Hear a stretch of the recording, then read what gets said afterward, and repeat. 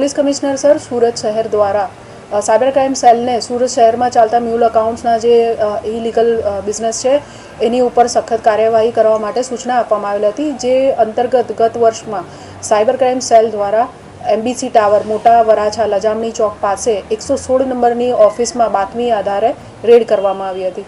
આ રેડ દરમિયાન 1 લાખ રૂપિયા કેશ ઉપરાંત બેંક કીટને લગતી સામગ્રી, ડેબિટ કાર્ડ, પાસબુક્સ, ચેકબુક જે અલગ અલગ કરંટ બેંક એકાઉન્ટ્સના હતા એ મળી આવેલા હતા.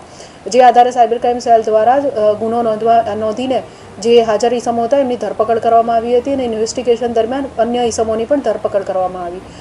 જે અંતર્ગત કુલ આ ગુનાની અંદર 8 આરોપીઓની ધરપકડ કરવામાં આવેલ હતી, જેમાં નરેશ ધડુક અને રજની ખૂંટ આ જે મુખ્ય સૂત્રધારો છે તે અન્ય પોતાના સાથીદારો સાથે મળીને અલગ અલગ બેંકોમાં ખોટા જે bank account current bank account છે એ ખોટી દુકાનોને એમ ઊભી કરીને બનાવડાવતા હતા.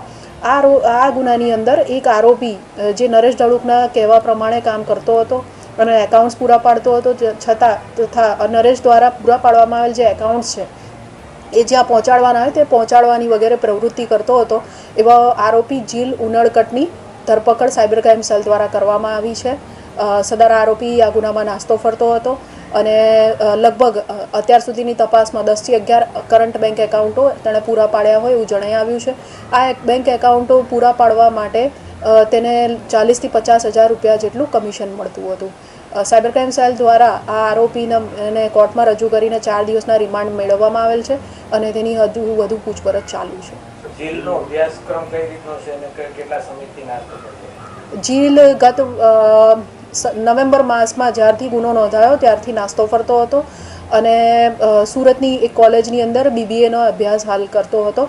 જે આ ગુનો નોંધાયા બાદ નાસ્તો ફરતો હોવાથી આગળનો અભ્યાસ વધારે એ પછી આગળ કર્યો નથી તેણે, અને મૂળ સુરતનો જ રહેનારો છે અને જ્યારથી આ ગુનો નોંધાયો ત્યારથી નાસ્તો ફરતો હતો.